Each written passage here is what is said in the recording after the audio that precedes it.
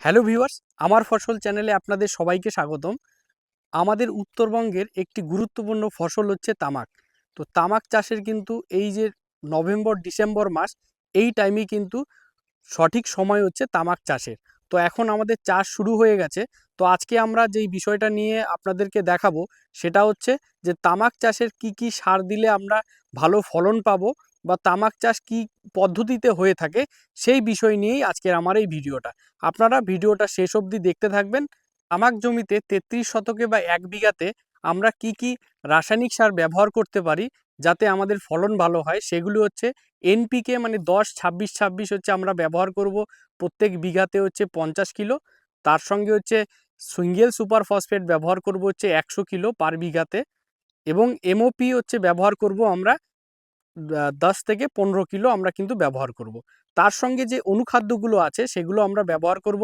Zinc ব্যবহার করব 33% হচ্ছে 3 কিলো, বোরন হচ্ছে 10% বোরন ব্যবহার করব আমরা হচ্ছে 3 কিলো। তার সঙ্গে হচ্ছে ম্যাগনেসিয়াম দিতে পারি 2 কিলো এবং সালফার দিতে পারি 2 কিলো। এই সবগুলো সার কিন্তু আমরা মূল জমিতে হচ্ছে তামাক চাষের জন্য ব্যবহার করব, যাতে আমাদের ফলন ভালো হয়। সবার প্রথমে যেটা করতে হবে সেটা হচ্ছে ভালোভাবে কিন্তু জমি প্রথমে একবার চাষ দিয়ে দিতে হবে। তারপরে জমিটাকে কিছুদিন শুকাতে হবে। শুকানোর পরে কিন্তু দ্বিতীয় এবং তৃতীয় সবথেকে ভালো হয় মিনিমাম যাতে চারবার চাষ দিলে জমি কিন্তু সঠিকভাবে তৈরি হবে।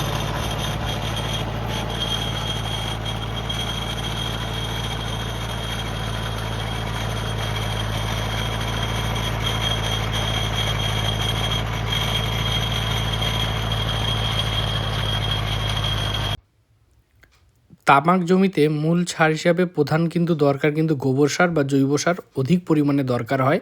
তার সাথে যেগুলো আমি রাসায়নিক ফার্টিলাইজার বললাম সেগুলো কিন্তু এইভাবে মিক্সড করে নিতে হবে।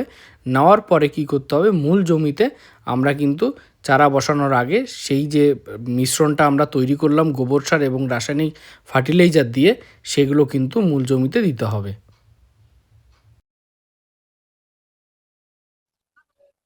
তামাকের মূল জমিতে যখন আমরা চারা বসাবো তার আগে কিন্তু এইভাবে সমান্তরালভাবে মেপে আমাদের কিন্তু সমানভাবে এরকম দাগ টেনে নিতে হবে। তাহলে কি হবে, চারা যে গাছগুলো আছে চারা গাছগুলো কিন্তু সমান দূরত্ব মেনটেন করবে, যাতে যেই সারগুলো আমরা এই মাটিতে ব্যবহার করছি সেই সারগুলো কিন্তু আমাদের গাছ সঠিকভাবে পাবে।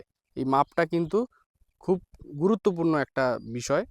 তো এইভাবে কিন্তু প্রথমে করে নিতে হবে, তারপর কিন্তু আমরা চারা বসাবো। আর এই যে একটা চারা গাছ থেকে তামাকের গাছ থেকে আরেকটা তামাকের গাছের যে দূরত্বটা থাকবে সেটা হচ্ছে মোটামুটি 15 থেকে 17 ইঞ্চি, এবং একটি থেকে আরেকটা দূরত্ব থাকবে হচ্ছে 20 থেকে 25 ইঞ্চি কিন্তু থাকবে।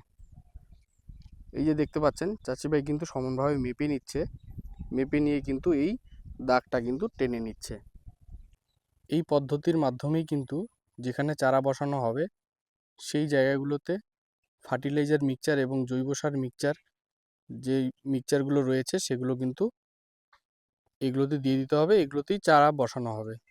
লঙ্কা লাগানো হয় বা অন্য অন্য সবজি লাগানো হয়, ওইভাবেই কিন্তু আমাদের তামাক বসানো হয় জমিতে। এই যে দেখতে পাচ্ছেন তামাকের যে চারা রয়েছে সেটা কিন্তু জমিতে এভাবে বসানো হচ্ছে। আমার এই ভিডিওটি সম্পূর্ণ দেখার জন্য আপনাদের সবাইকে ধন্যবাদ। আমার এই চ্যানেলে নতুন হয়ে থাকলে আপনারা চ্যানেলটি সাবস্ক্রাইব করুন এবং পাশে থাকবেন। ধন্যবাদ।